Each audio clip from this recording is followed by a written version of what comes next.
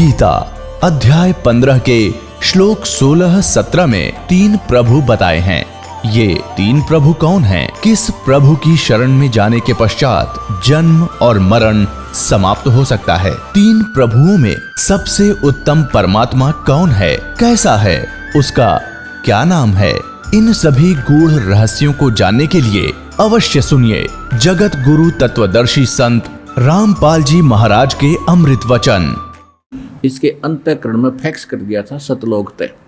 इसने जब डाउनलोड करके देखा, श्वासों के द्वारा बाहर आया इसके, तो इसमें जो उस परम पिता की जानकारी थी और उसमें जो भेद था वो इसने जल्दी जल्दी में नष्ट कर दिया और परमात्मा के डर से कुछ ज्ञान रख लिया। उससे बचे हुए कि वो 4 वेद बना दिए वेद व्यास जी ने। अब उस ज्ञान की जो इसने नष्ट कर दिया उसकी पूर्ति के लिए परमात्मा को आना पड़ता आपको समझाने के लिए। तो यहाँ वैसे परमात्मा ने बताया था सारा ज्ञान, इन्होंने ब्रह्मा के नाम कर दिया, कोई बात नहीं, हमने ज्ञान समझना। देखिएगा, प्रजापति ने कल्प के आदि में यज्ञ सहित प्रजाओं को रचकर कहा, तुम लोग इस यज्ञ के द्वारा यानी साधना धार्मिक अनुष्ठानों के द्वारा वृद्धि को प्राप्त हो और यह यज्ञ तुम लोगों को इच्छित भोग प्रदान करने वाला हो। 11वें में क्या बताया है? इस यज्ञ के द्वारा देवताओं को उन्नत करो। कौन से देवताओं को? कौन से देवताओं को? अक्षर पुरुष एक पेड़ है, सर पुरुष वह की डार और तीनों देवता शाखा है, भाई पाते रूप संसार। इन देवताओं को उन्नत करो यानी इन शास्त्र अनुकूल साधना करो, पढ़ो।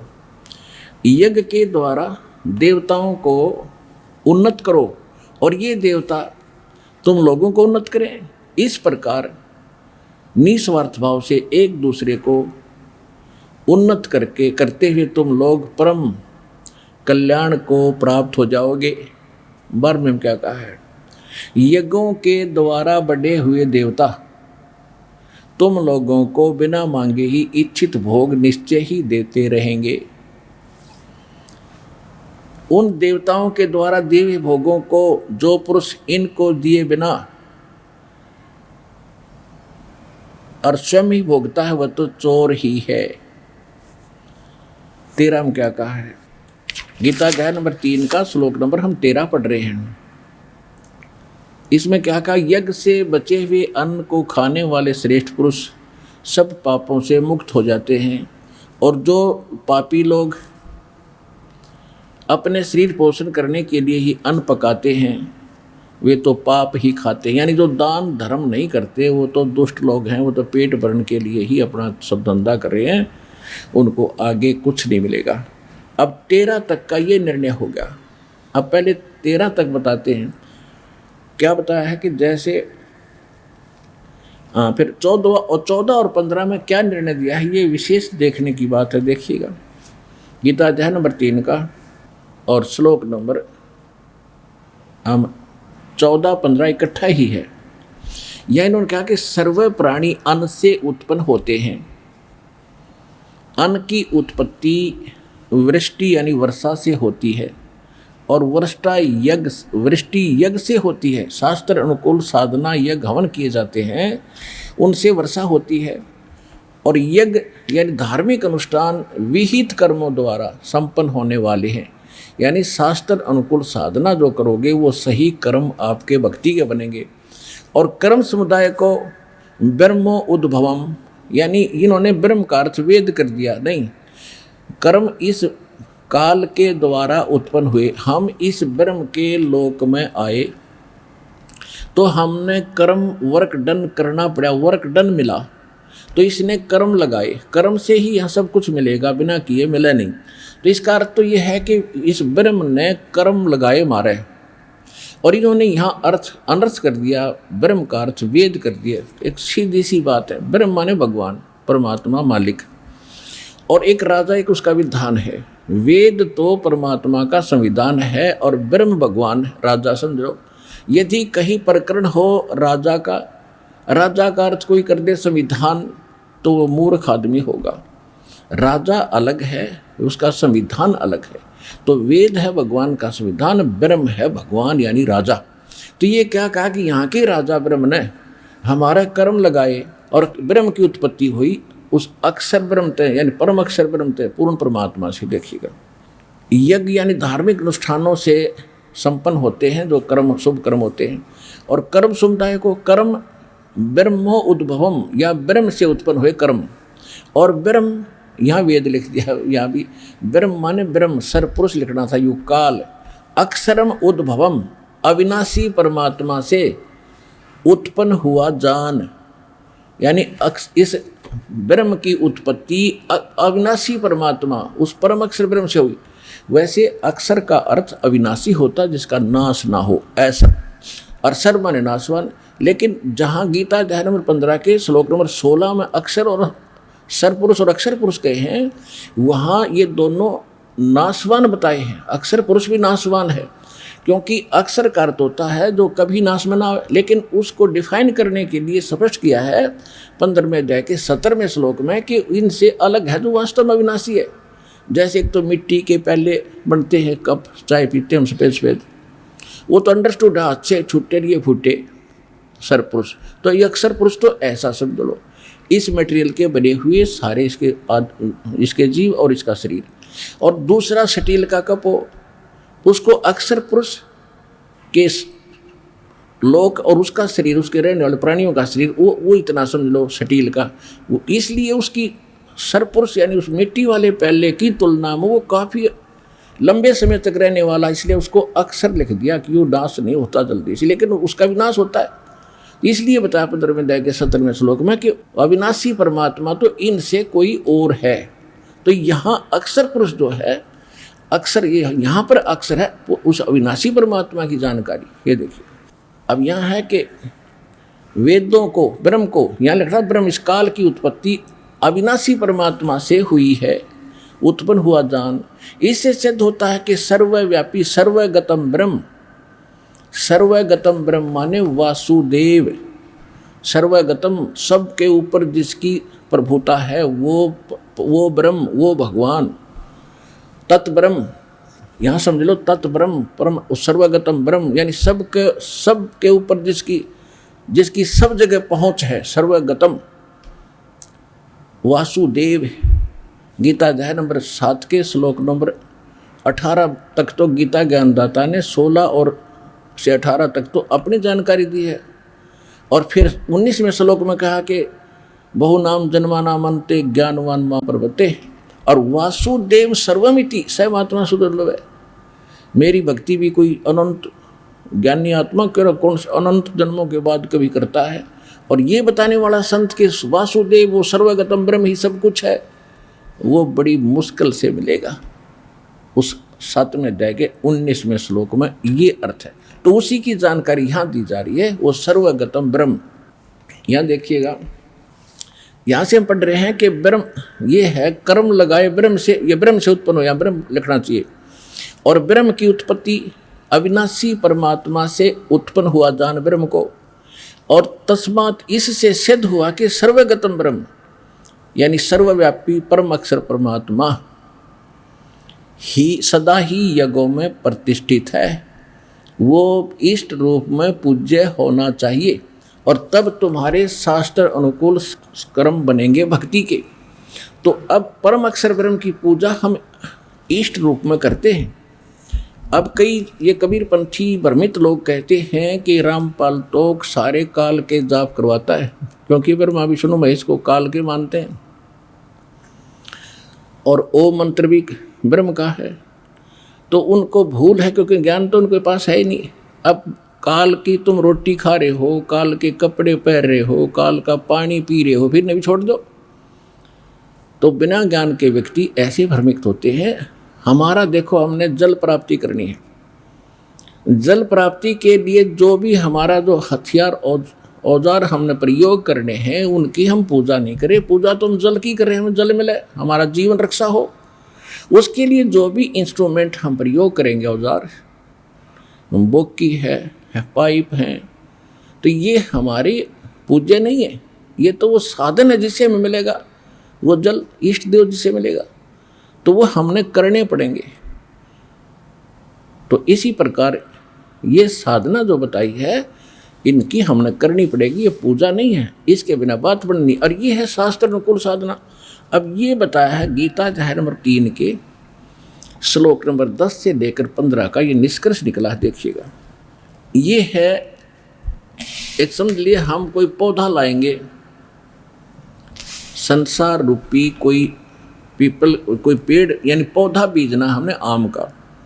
तो उस आम के पौधे को प्लांटिंग करने का, बीजने का सही तरीका ये है, उसको लाकर गड्ढा बनाओ जमीन में या गमले में लगाते हैं, तो उसकी सिंचाई करो, जड़ को मिट्टी में प्रोक्स करो, उसको एवेक्ट करो, दबाओ। उसके बाद उस एवेक्ट की पूजा करो, जड़ की, और इसकी पूजा करने से तना, डार और शाखाओं में फिर आहार जाएगा, और ये शाखा फिर वृक्ष बन जाएंगे। ये कहता देवताओं को बढ़ाओ, उस शास्त्र अनुकूल साधना से तुम देवताओं को बढ़ाओ, शास्त्र अनुकूल धार्मिक अनुष्ठान यज्ञ करके। और बड़े हुए देवता जब ये टहनी बन जाएंगी, बड़ी बड़ी शाखा बन जाएंगी, शाखाएं, इनका फल लगेंगे, ये बिन मांगे देंगे, अपने आप लगेंगे इनका फल।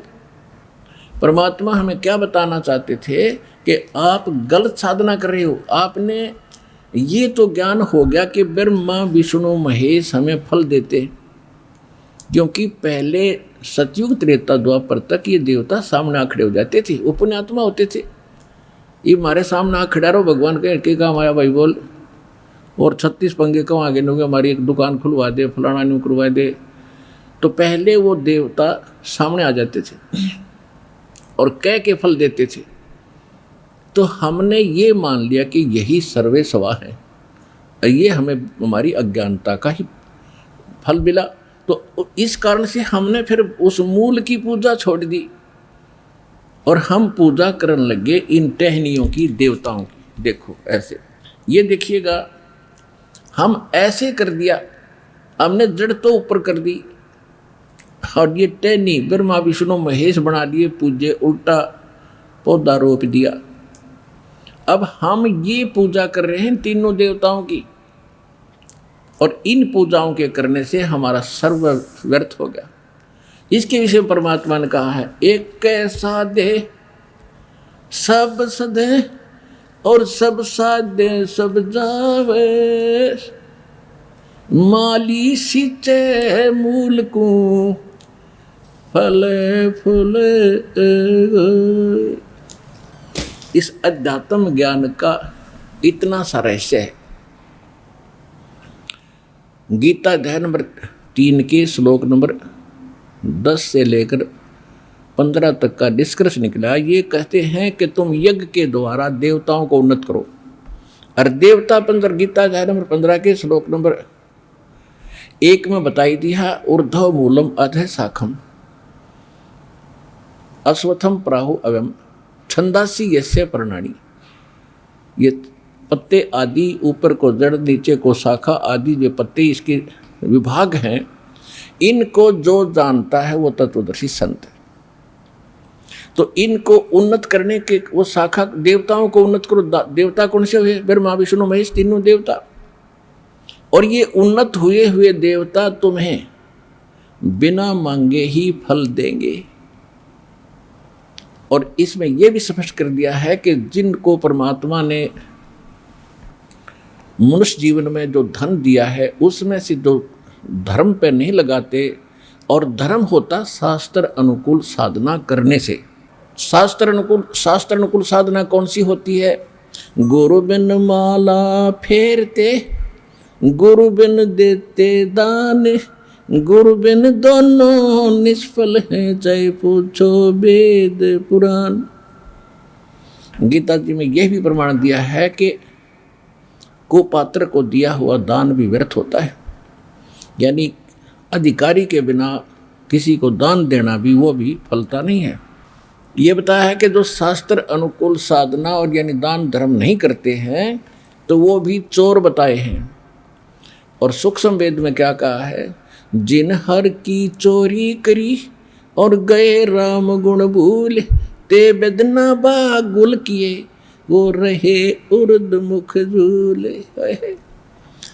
कि जिन्होंने भगवान की चोरी की यानी मनुष्य जीवन पाकर सत भक्ति और ये धर्म दान नहीं किए, वो अगले जन्म में बागुल पक्षी बनता है। और बागुल पक्षी मुंह से ही खाता है, मुंह से ही टट्टी करता है और हमेशा उल्टा लटका रहता है, ऊपर को पैरों से नीचे उसका सिर रहता है। कहते ये दुर्गति प्रारंभ हो जाएगी।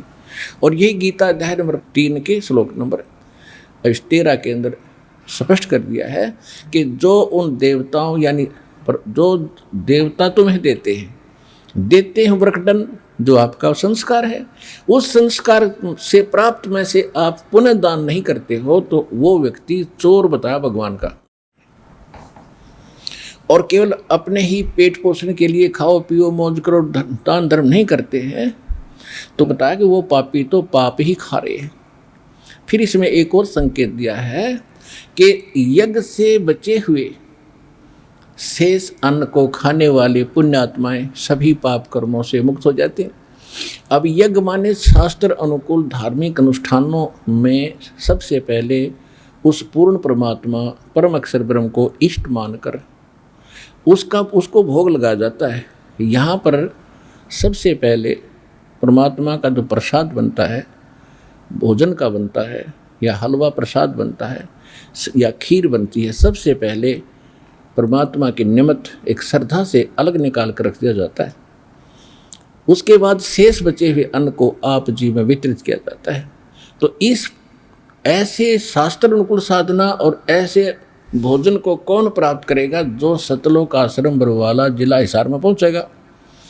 और यहाँ पहुंचेगा तो उसको सारी शास्त्र अनुकूल साधना और सब भक्ति मिलेंगी। तो फिर उस सारी साधना से वो पाप मुक्त हो जाएगा कंप्लीटली। ये इस तीसरे अध्याय का 10 से लेकर 15 का सारांश है। और फिर ये भी स्पष्ट कर दिया है कि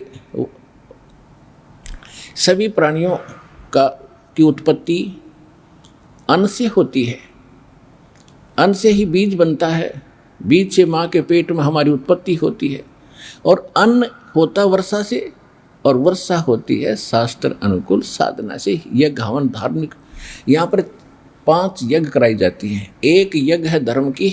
आप देख रहे हो यहाँ पर आधी रात को किसी टाइम आ जाओ आप भूख लगी है, आप जाइए भंडारे भगवान के सदाव्रत में कबीर साहिब के में आप बैठिएगा, आपको तुरंत भोजन प्राप्त होगा।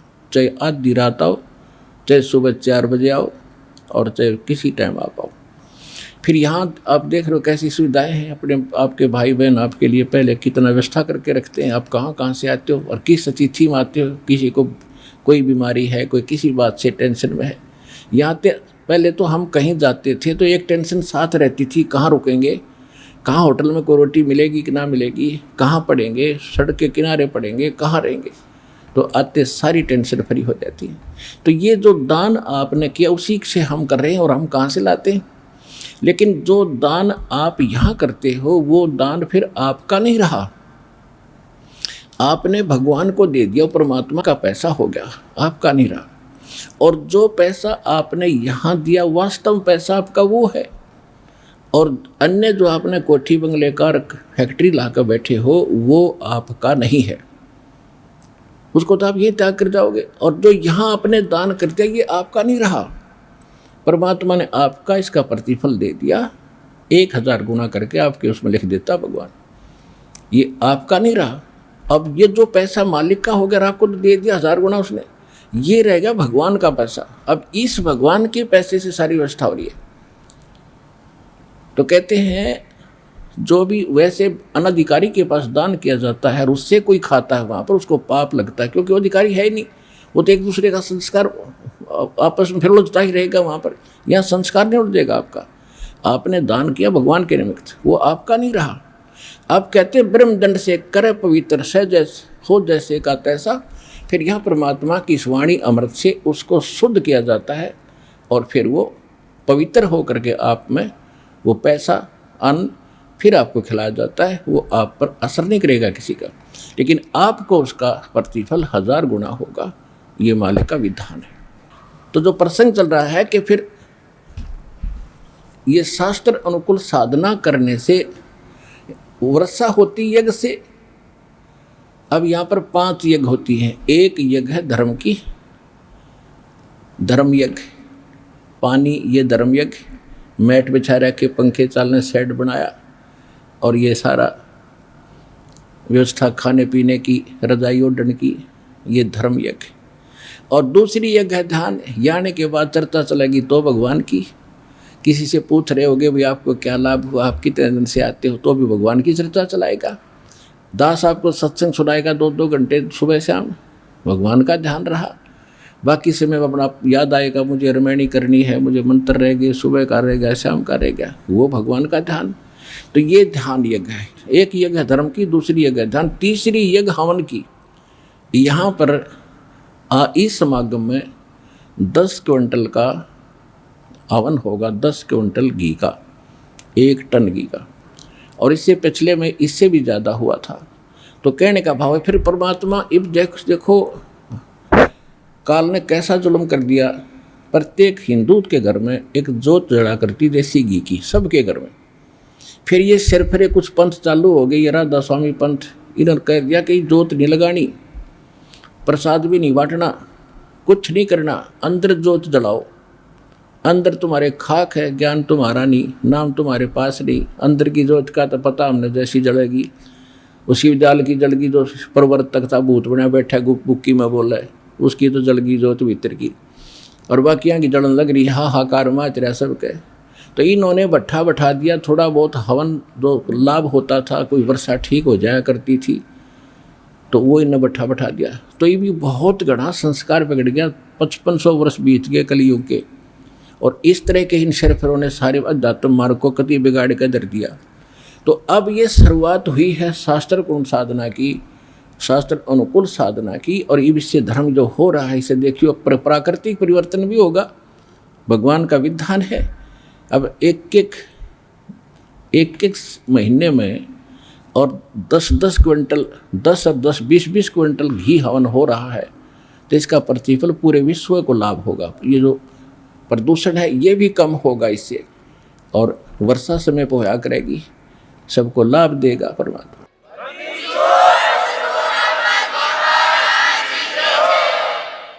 यदि 1 वर्ष या 2 वर्ष वर्षा ना हो, हाहाकार मार जाए। यहाँ पे ये कहें ट्यूबवेल ला लिया फलाना, ये ट्यूबवेल में पानी कहाँ रहेगा, टक्कर मार के मर जाए दुनिया। और आगे तो और जनसंख्या बढ़ेगी, ये अकल भी नहीं, तो इतना भी दिमाग काम नहीं कर रहा, तुम आगे खाओगे क्या।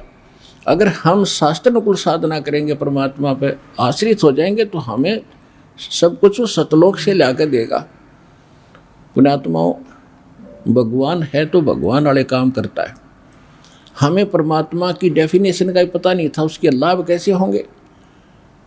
जब परमेश्वर कबीर परमेश्वर जी आए हुए थे 600 वर्ष पहले ज्ञान समझाते थे। यही ज्ञान तो दास आज आपको बता रहा है, यही परमात्मा बता कर गए थे, वही सत्संग दास आपको सुना रहा है जो परमात्मा ने 600 वर्ष पहले हमें बताया था। और इन अज्ञानी स्वार्थी लोगों ने उसको दबा दिया कूड़े करकट में, अब उसको निकाल के आपके सामने किया। तो यही ज्ञान पहले बताते थे परमात्मा। तो इस बात से परमात्मा क्या कहा करते कि 3 देव की जो करते भक्ति, उनकी कदे ना हो मुक्ति। ये सारे ज्ञान दिया करते, जब दाता देता था वो दास आपको बता रहा। तो इसका विरोध कर दिया परमेश्वर का, उनके साथ ऐसे जुल्म किए, आंखों में आंसू आ जाते हैं। उनकी जो लीला हम पढ़ते हैं, और वो फिर भी हमारे लिए संग्रहशील रहे, अब हमारे लिए तड़फ रहे, क्योंकि हम उसके बच्चे हैं ना। परमात्मा को क्या जरूरत है यहाँ आकर धक्के खाने की, गंदे लोक में हम दुखी। तो हम उसके बच्चे हैं, अपनों के लिए अपना ही दुखी होता है। आपको कब समझ में आओगी ये कहानी, वो थोड़ा सा समय लगेगा, क्योंकि आप बच्चे हो भी, इस मार्ग में स्टार्टिंग है आपकी। और जो पुराने हो गए हैं उनको पता चल गया है कि सचमुच कहानी यही है।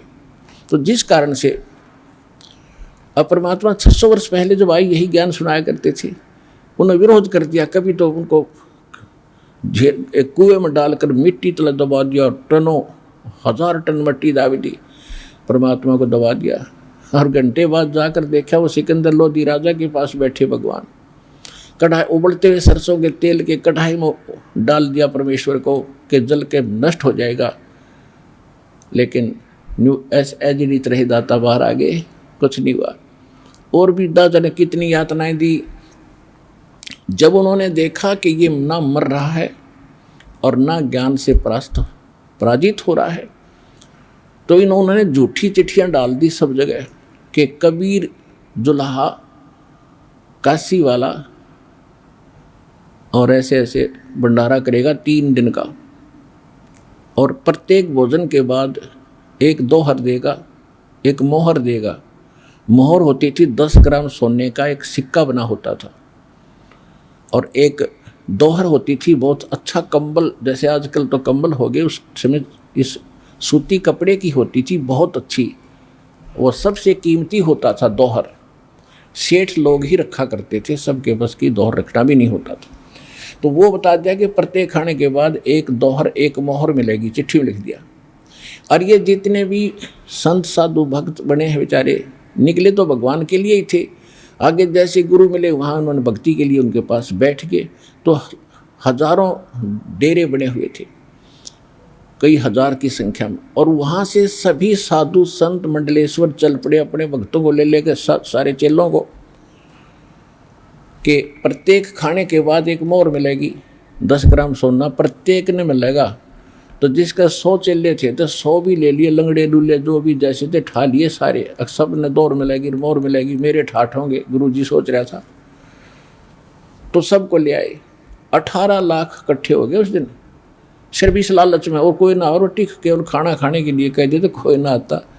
तो परमात्मा ने चाहा था कि किसी प्रकार एक बार आ जाए, मेरे लिए भटक रहे हैं, आश्रमों में बैठे हैं, संत बन गए हैं, भगत बने हैं। तो वहाँ परमेश्वर ने दूसरा रूप बना के और सतलोक से 9 लाख बैलों के ऊपर, जैसे गधों के ऊपर सामान लादा करें इन थैलों में, बोरों में, तो ऐसे 9 लाख बैलों पर सामान लाद के ये खांड बूरा और बने ये सारा घी, है घी के टीन और बनी बनाई लाडू जलेबी पकौड़ी कचौड़ी खुरमेड़ी सारे कुछ आलू सब कुछ ला रखे। और वहाँ लगा दिए टेंट। 18 लाख आदमियों का जब भोजन बनेगा काफ़ी स्थान में, और नो पूरियाँ की रोटियों की पाड़ पड़ी, चावल बने बनाए, नो ढेर के ढेर लाग रहे। और हो गया भंडारा शुरू। प्रत्येक को दूसरा रूप मालिक ने बनाया केशव नाम के बंजारे का, और आप बैठ गए झोंपड़ी में। फिर दोनों को इकट्ठे हुए सिकंदर लोधी भी पहुंच गया वहीं पर। परमात्मा अपने डबल रोल में बैठ के वहाँ एक तंबू के अंदर, और जनता भोजन खा रही है। जब भी खाना खाते हैं तैयार खड़े हैं, वहाँ सतलोक से ही भगत आए परमात्मा के बच्चे, यहाँ पर सेवा की उन्होंने आकर। 9 लाख बैलों के साथ कम से कम 1 लाख तो जरूर आए होंगे खाना खिलाने वाले।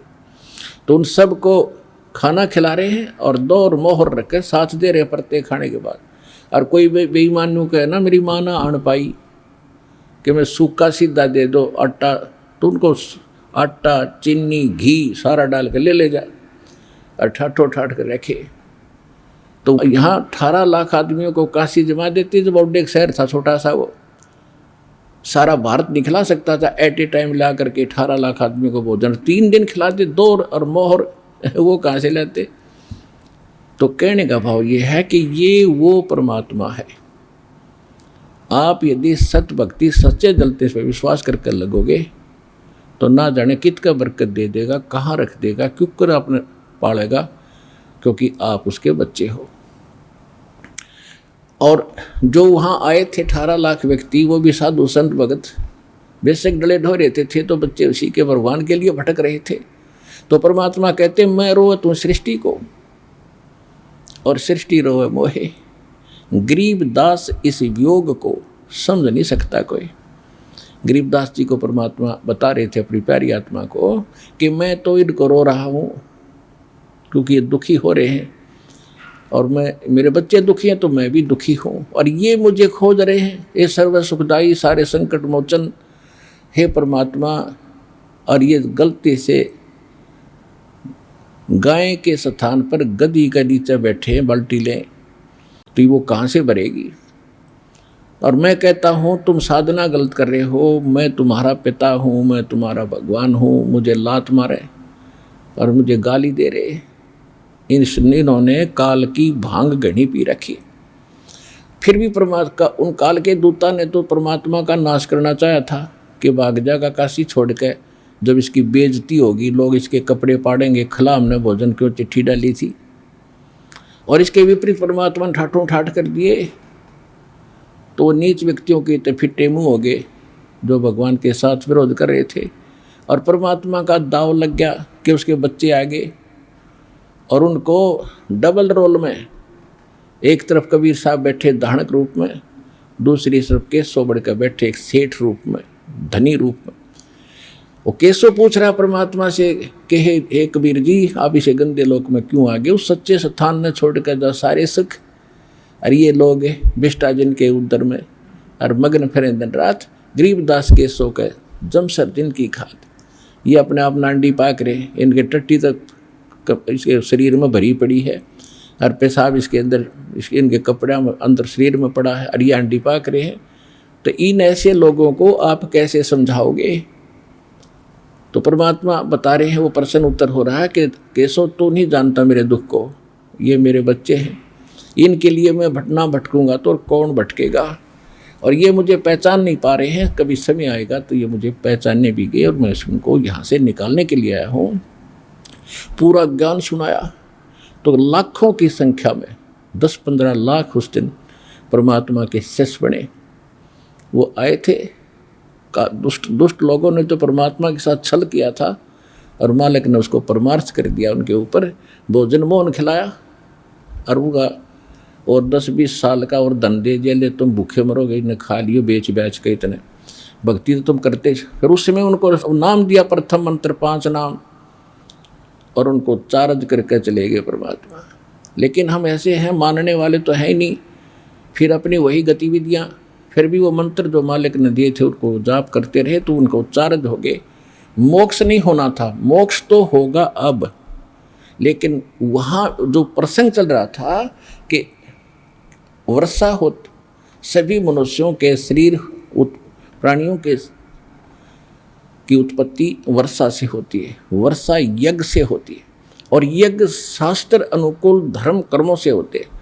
तो ये शास्त्र अनुकूल कर्मों से अब क्या होगा, अच्छी वर्षा होया करेगी। एक बार पुनः परमात्मा ऐसी सचिथि लाएगा विश्व में। मालिक ने कहा वचन है, वैसे तो नहीं आने की थी, हम कति बिगड़े पड़े हैं, पर उसके वचन से यूँ होगा काम, क्योंकि वो दयालु हैं, जो ने बोल दिया वो सच्चा होगा। जिसके एक वचन से ये सब कुछ चल रहा है, ये पृथ्वी घूम रही है। पृथ्वी की गति जो है 1,08,000 प्रति किलोमीटर, प्रति घंटा किलोमीटर है, 1,08,000। अंदाज़ा नहीं ला सकता इसकी कितनी गति देखो। और ये स्वयं घूम रही है ऐसे, इसकी भी 1000 मील बताओ, 1500-1600 किलोमीटर प्रति घंटा ऐसे घूम रही है, दिन रात बन रहे। और उसके वचन से घूम रही है। यह साइंटिस्ट कुछ भी अटकल लाए जाओ, गुरुत्वाकर्षण खींच रहा है, आखिर में ये डटे कहाँ पर है। कोई तो है ऐसा स्थान जिस सबको रोक कर फिर गुरुत्वाकर्षण बनाकर घुमा रहा है। तो उसके एक वचन से चल रही है, जब तक उसका आदेश है तब तक ये ऐसे चलेगी। ना इसमें कोई ग्रीसिंग करता है, ना इसकी ओवरऑलिंग करते, ना कोई पेट्रोल डालते इसमें, अपेक्षा रही है। तो उस परमात्मा के वचन से सब कुछ ब्रह्मांड रचे गए, एक वचन से। उसी का वचन है कि अब कलयुग 5505 बीत जाने के बाद सकल सृष्टि परवानिक हुई। पूरा विश्व इस भक्ति का मंत्र का दीक्षित होगा, और काल फंद छूटे नरलोई, सकल सृष्टि परवानिक हुई। होय होय, घर घर देखो बोध विचारा, सत नाम सब ठोर उचारा।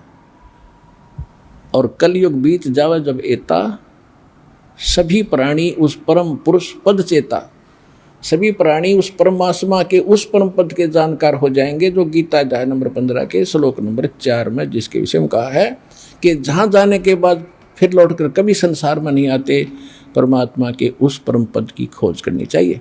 कहते उस परम पद के सभी बच्चा बच्चा जानकार हो जाएगा। अभी तक तो सुना भी नहीं था हमने, स्वर्ग स्वर्ग सुन रखा था बस। तो आज आपके मुख पर सतलोक सचखंड सतलोक सतलोक हो रहा है बालक बालक के मुंह पे। तो ये भगवान के वचन से हो रहा है। आपको सुहारा, आपको सत लग रहा है कि सचमुच यही है, क्योंकि ये 100 परमाणु से प्रमाणित है, कोई ऐसे डूम भाट के गीत नहीं है ये। तो प्रसंग चल रहा है कि परमात्मा जो यज्ञ होते हैं ये धार्मिक शास्त्र अनुकूल साधनों से ये यज्ञ होते हैं, धार्मिक अनुष्ठान होते हैं। और कर्म, ये कर्म लगाए ब्रह्म ने, और ब्रह्म की उत्पत्ति हुई उस अक्षर पुरुष अविनाशी परमात्मा से, और वही अविनाशी सर्वगतम ब्रह्म यानी सर्वव्यापी वासुदेव वो पूर्ण परमात्मा ही इन धार्मिक अनुष्ठानों में प्रतिष्ठित है। यानी उसी को मूल मानकर, उसी को मालिक मानकर, अपना इष्ट मानकर उसकी पूजा करनी चाहिए। जब शास्त्र अनुकूल साधना करनी चाहिए तब आपके शास्त्र अनुकूल कर्म बनेंगे, और वो कर्म जाएंगे फिर इन देवताओं के पास, संसार रूपी वृक्ष की शाखाओं के लगेंगे, और फिर हम उनको तोड़ तोड़ खाया करेंगे। धीरे धीरे रे मना धीरे सब कुछ होए, माली सींचे 100 घड़े समय आए फल होए। कहते धीरे धीरे रे बना धीरे सब कुछ हो, माली सींचे 100 घड़ा और फिर समय आए फल हो। अब जैसे आपने सतभक्ति रूपी पौधा आरोप किया है, रोपा है, इसकी अब शास्त्र अनुकूल जो दास ने भक्ति विधि बताई है इसके अनुसार इसकी सिंचाई करना शुरू करो। धीरे धीरे रे बना धीरे सब कुछ हो। एक पौधे को, आम के पौधे को पेड़ बनाने में 10-10 वर्ष लग जाते थे, और फिर देखना 10 वर्ष के बाद वो कितना ठाठ करता है, इतने फल लगते हैं, लदपद हो जाता है, और वो टहनी ना चाहते हुए फल देती है। और आप भी खा लो, पड़ोसियों को भी खिला दो, रिश्तेदारों तक भी ले जाते तो भी समाप्त होते। तो एक बार इस भक्ति रूपी पौधे को एक बार पेड़ बन दो। ये क्या करते हैं, कोई कहता जी 4 बार आ लिया कुछ लाभ नहीं हुआ, कोई कह जी मत पाठ भी करा लिया, सतनाम भी मिल चुका है, अभी तक विशेष लाभ नहीं, कुछ तो लाभ हुआ है, थोड़ा सा और रहता है। तो थोड़ा समय दो भगवान ने। हर परमात्मा कहते हैं राम नाम रटते रहो जब तक घट में प्राण, और कभू तो दीन दयाल के भनक पड़ेगी कान। तो सभी तरीकों को अपना के परमात्मा पर विश्वास करके यह साधना करते रहो, इतनी जल्दी ना मचाओ। और फिर देखना कुछ दिनों के बाद आपके मुंह में जबान नहीं रहेगी, क्या मांगूं यहाँ के, इतने सुख दे देगा आपको। लेकिन थोड़ा समय दो परमात्मा को।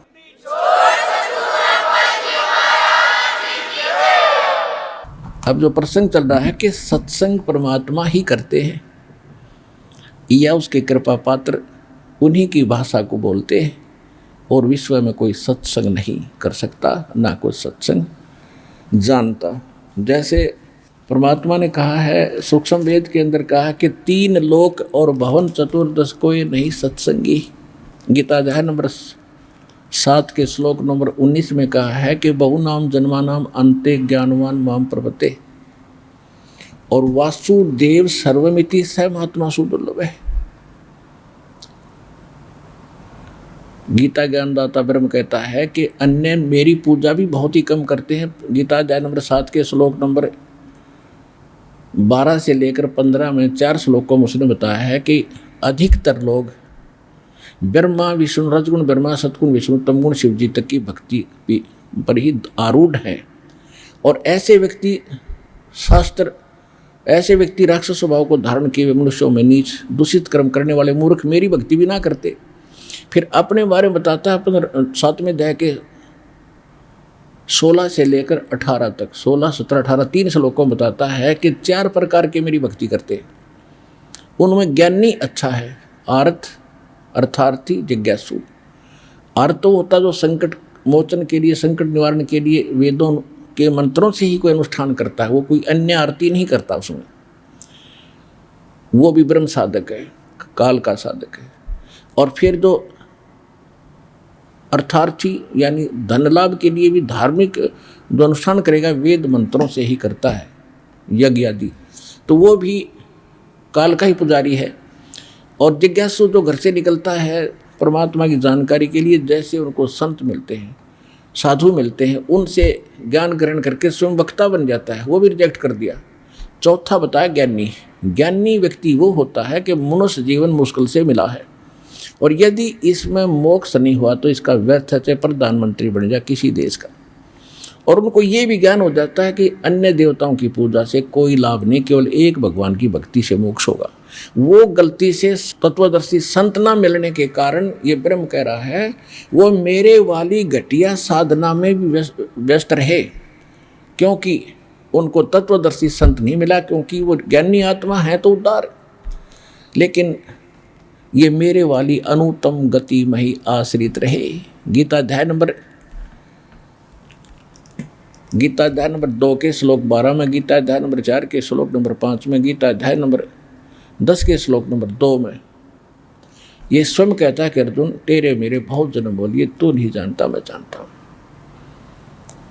तो इससे सिद्ध है कि इसकी भक्ति करने से वो परम शांति नहीं मिल सकती, जो गीता अध्याय नंबर 18 के श्लोक नंबर 62 में, गीता अध्याय नंबर 15 के श्लोक नंबर 4 में वर्णित है कि उस परमेश्वर की शरण में जा जिसकी कृपा से तू परम शांति को और सनातन परम धाम को प्राप्त होगा, जहाँ जाने के बाद फिर लौट कर कभी संसार में नहीं आते। उस परम पद की खोज करनी चाहिए। तो वो परम पद इस काल की साधना से प्राप्त नहीं हो सकता, इसका ओम नाम है। गीता अध्याय नंबर 8 के श्लोक नंबर 13 में इसने कहा कि ओम इति एकाक्षरम ब्रह्म व्यवहारण माम अनुस्मरण ये प्रयाति तजन देहम से याति परमाम गतिम। मुझ ब्रह्म का केवल एक ओम मंत्र है, और जो इसकी साधना करता हुआ भक्ति कर चरण करके सिमरण करता हुआ श्री छोड़कर जाता है तो इससे मिलने वाली परम गति प्राप्त होती है। ब्रह्म की साधना ओम मंत्र है, उसकी प्राप्ति ब्रह्मलोक है। 8वें अध्याय के 16वें श्लोक में कहा कि ब्रह्मलोक में गए हुए प्राणी भी पुनरावृत्ति में, वहाँ गए भी वापस जन्म मरण में आते। तो वो स्थान जहाँ जाने के बाद फिर लौटकर संसार में नहीं आते, वो ब्रह्म साधना से नहीं प्राप्त होता।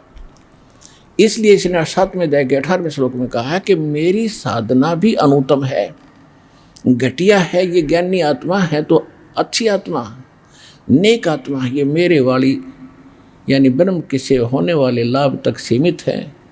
ये गति भी इनकी अश्रेष्ठ व्यर्थ है। इसलिए 7वें अध्याय के 19वें श्लोक में कहा कि बहु नाम जन्मा नाम अंते ज्ञानवान माम प्रपदे। बहुत ही जन्मों के किसी अंत के लास्ट जन्म में कोई मेरे तक बुद्धि उठती है किसी की, ब्रह्म तक, ना तो अन्य देवताओं में लगे रहते ये भोली आत्माएं। और वासुदेव सर्वमिति स्वमहात्मा सुदुर्लभ है। ये बताने वाला कि वासुदेव वो परम अक्षर ब्रह्म ही सब कुछ है, वही पूज्य है, वही इष्ट रूप में मानने योग्य है, वही सर्व पाप नाशक है। उसी की साधना करने से हमारे शास्त्र अनुकूल साध कर्म बनते हैं, उसी से हमें सर्व लाभ होता है। इस जन्म में भी यहाँ भी सुखी होगे और आपका परलोक भी सुधरेगा। ये बताने वाला संत बड़ी मुश्किल से मिलेगा। जब परमात्मा आदरणीय गरीबदास साहिब जी को गांव छुड़ानी जिला झज्जर में मिले थे 10 वर्ष के बालक को, फिर उन्हें 13 वर्ष की आयु में ये सारी वाणी लिखवा दी थी। एक गोपाल दास नाम के दादूपंथी संत ने वो लिखी थी। उसके बाद गरीबदास साहिब जी की उस वाणी को पढ़ने वाले बहुत से भक्त हो गए थे। एक पंजाब के अंदर गरीबदास जी का कोई शिष्य इस वाणी को पढ़ रहा था, सुबह सुबह ब्रह्म वेदी पढ़ रहा था, जो आप जी प्रतिदिन नित्य नियम में करते हो ब्रह्म वेदी। उसको एक लुधियाना के पास एक वासियर गांव है, वासियर, वहाँ का एक राम राय उर्फ झुमकरा नाम का एक सरदार जी था। राम राय तो उसका वैसे नाम था और झुमकरा नाम से वो वेल नोन था। जैसे गांव में अन्य नाम और रख लेते, किसी का बुंडू, किसी का सुंडू, ऐसे उसका झुमकरा नाम था। उसने जब यह वाणी पढ़ी, सुनी उस भगत के मुख से, आकर्षित तो है, क्योंकि तो भगवान की गॉड गिवन ज्ञान है, आत्मा को खींच लेता है। और वो तो पुण्यात्मा थे, वैसे भी वाणी के मर्मज है, वाणी के ऊपर कायल है ये सरदार लोग थे, सिख। तो उसने पूछा कि भगत ये किसकी वाणी है? गुरु ग्रंथ साहिब में तो मैंने कहीं देखा नहीं इसको। तो उस भगत ने बताया कि मेरे पूज्य गुरुदेव जी गरीबदास जी हैं, गांव छुड़ानी, जिला दद्दर तो नहीं था उस टाइम में, गांव छुड़ानी दिल्ली के पास, सारा मार्ग बताया। और उनको परमात्मा मिले थे सतलोक से आकर के, जैसे नानक जी को मिले थे ऐसे ही।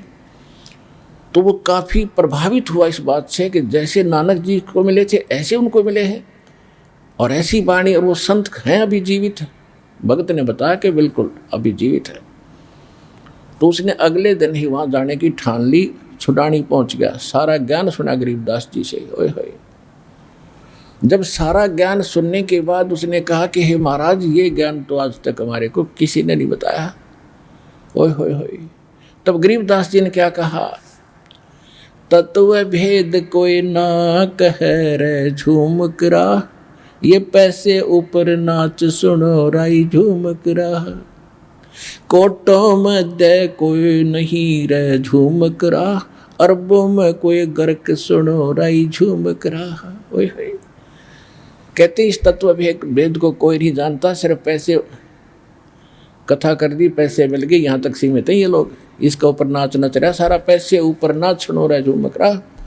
और इस ज्ञान के जानने वाला, जो तत्व ज्ञान के जानने वाला जो मैं बता रहा हूँ, मानव शरीरधारी करोड़ों में नहीं मिलेगा, अरबों में कोई गर्क सुनो रहा झूमक रहा, अरबों में। ओए होए, पुण्यात्माओं, आज पूरे विश्व के मानव की आबादी 7 अरब से कुछ ऊपर है, और 7 अरब आबादी में 1 अरब कम से कम ये मार्गदर्शक भी होंगे, गांव गांव में, घुर घुर में। तो इन सब आज विश्व में इस दास के अतिरिक्त ये तत्व ज्ञान किसी के पास पृथ्वी पर नहीं है, 21 ब्रह्मांड में नहीं है।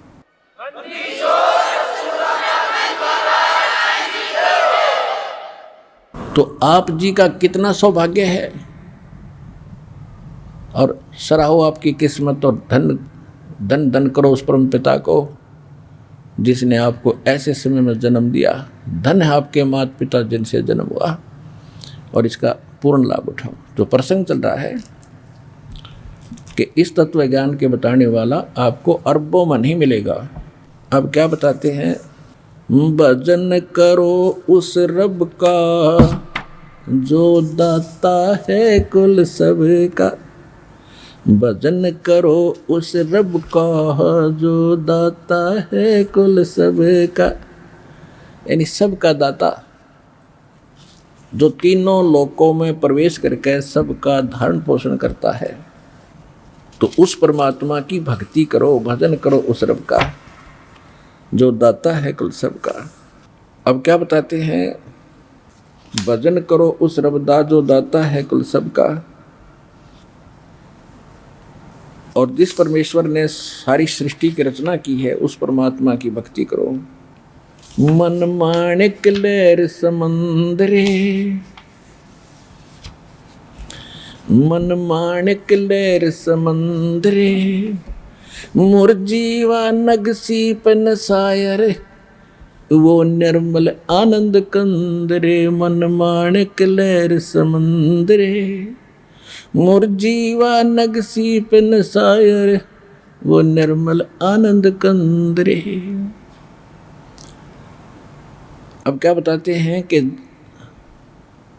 सत्य ज्ञान रूपी, तत्व ज्ञान रूपी समुद्र के अंदर वो सत भक्ति रूपी हीरे और मोती आपको खूब प्राप्त होंगे। उसके लिए क्या बताया है, कोई संत जब तुझे मिल जाएगा, जैसे समुद्र से हीरे मोती निकालने के लिए मुरजीवा होते थे, गोताखोरों को कहते हैं मुरजीवा, वो गोता लगाते थे जब कोई एक आध कोई मोती वगैरह उनको नीचे हाथ लगती थी। तो यहाँ कहते तुमने ऐसा प्रयत्न करने की भी जरूरत नहीं पड़ेगी, आवश्यकता नहीं पड़ेगी। जब तत्वदर्शी संत तुझे मिल जाएगा, अपने आप को हीरे मोतियों की बोरी साथ रखता है, और कितने ले लेना। मन माणिक लहर समंदरे, मोर जीवा नगसी पन सायर, निर्मल आनंद कंदरे। सायर माने समुद्र। भाई मोती मुक्ता दर्शत नाही ये जग है सब अंदरे। दिखत के तो नैन चश्म इनके फेरा मोतिया बंदरे। दिखत के तो नैन चश्म इनके फेरा मोतिया बंदरे। के दिखे थे विद्वान, संस्कृत भाषा खूब बोलते थे, चारों वेदों को चतुर्वेदी कहलाते थे, घोट लेते थे। और कहते ये दिखत के तो नैन चश्म इनका फेरा मोतिया बंदरे। ये दिखे विद्वान महर्षि मंडलेश्वर सारे वेदों को कंठस्थ कर रखा, ये तो ऐसे हैं जैसे किसी का मोतिया बिंद हो जाता है तो उसकी आंखें स्वस्थ दिखाई देती हैं, तो उसने दिखता कती नहीं। तो ये निपट अंधे थे, इनको ज्ञान नहीं था, भक्ति अज्ञान रूपी मोतिया बिंद इनके हुआ था। मोती मुक्ता दर्शत नाही यो जग है सब अंदरे।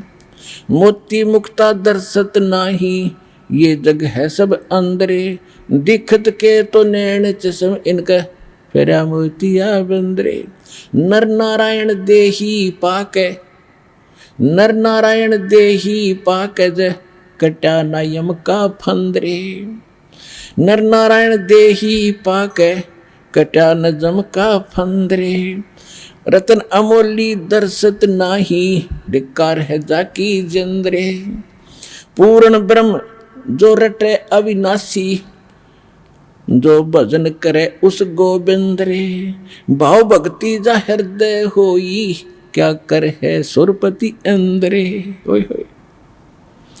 इंद्री कर्म न लगे लगार में जो भजन करे निर्द्वंद्रे। गरीबदास जग कीर्ति होगी जब लग सूरज चंद्रे। अब क्या कह रहे हैं कि ये मनुष्य परमात्मा जैसा शरीर बॉडी आपको मिला है, नर नारायण देह पाके, और कटा न जम का फंदरे। ये काल का बंधन पूर्ण मोक्ष नहीं हुआ। और रतन अमोली दर्शत नाही और धिक्कार है वाकी जंदरे। जिसने ये अनमोल रतन यानी सत साधना रूपी जो अब निर्णय करके आपको बता दिया है कि ये है वो भक्ति के यथार्थ मंत्र जिससे मोक्ष होगा, ये रतन है, ये अनमोल खजाना है आपका, ये लाल है। परमात्मा कहते चारों युग में मेरे संत पुकारे और कूक कहा हम हेल रे।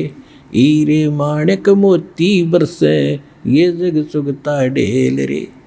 कि हम चारों युगों में आए हैं। परमात्मा कबीर जी कहते हैं सतयुग में सत सुकृत कह टेरा। त्रेता नाम मुनींदर मेरा। द्वापर में करुणा में कहाया। कलयुग नाम कबीर धराया। चारों युग में हम पुकारे कूक कहा हम हेल रे। हीरे माणिक मोती बरसे ये जग चुगता ढेल रे।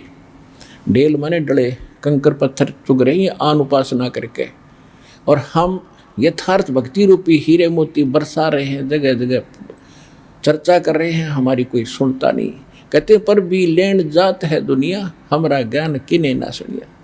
ये पर भी लेन जाते मर जाते हैं, वहाँ डूब के कि तब फलड़ा जाती है, कहीं कुछ हो जाता है। जैसे केदारनाथ के ऊपर कितना नाश हो गया, 10-20 हज़ार आदमी मर गए जो भक्ति परमात्मा के लिए भटक रहे थे। जहाँ भगवान है वहाँ आसपास भी नहीं आ रहे हो, या कोई दिक्कत नहीं। वहाँ पहाड़ों पर जाते हैं, एक तरफ हज़ारों मीटर खाई होती है, देखा तो कलेजा फटे। हम वहाँ पहुँच गए, हरियाणा आ जाता बरवाला आश्रम में तो ज्ञान बिना, अब ज्ञान होगा तो यहाँ देखना ढूंढा उठेगा। यहाँ भी आएंगे तो हम ज्ञान कराना चाहते हैं कि ज्ञान होगा तो अपने आप जानकारी होगी, और वो आप पर छूट जाएंगे वो डले डोने। फिर क्या बताते हैं पूर्ण ब्रह्म जो रटे अविनाशी जो भजन करे उस गोविंद रे। गोविंद गोविंद हमने कृष्ण का बांध रखा था।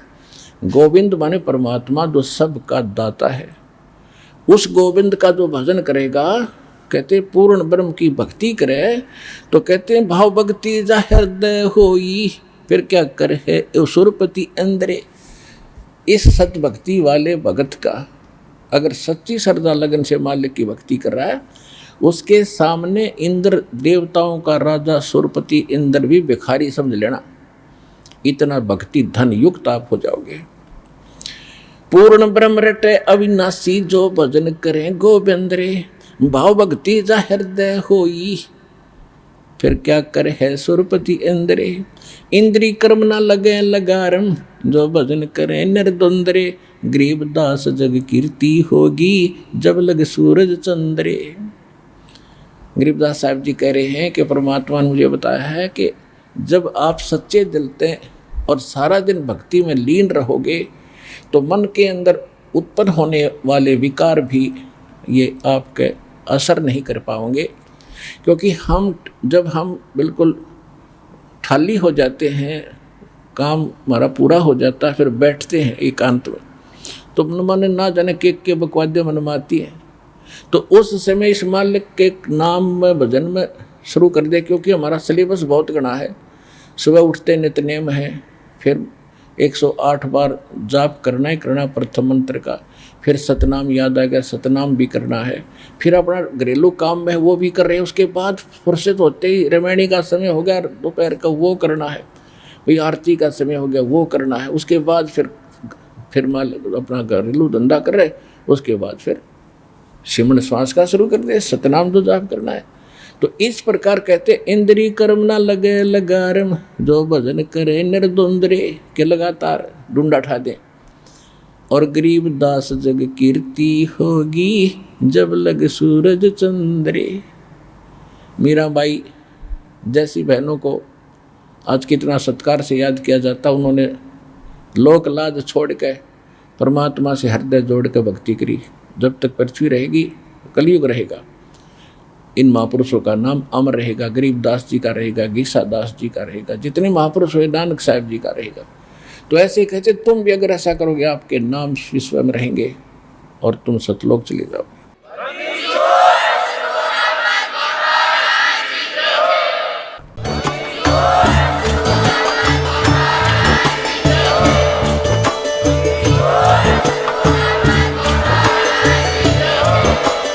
आप सुन रहे थे जगत गुरु तत्वदर्शी संत रामपाल जी महाराज जी के मंगल प्रवचन। अधिक जानकारी के लिए विजिट कीजिए हमारी वेबसाइट www.jagatgururampalji.org। संत रामपाल जी महाराज जी के शुभ आशीर्वाद से पूरे विश्व भर में 500 से भी ज्यादा नाम दीक्षा केंद्र हैं, जिन पर संत रामपाल जी महाराज जी द्वारा ऑनलाइन निशुल्क नाम दीक्षा दी जा रही है। अपने नजदीकी नाम दीक्षा केंद्र का पता करने के लिए संपर्क करें 8222880541।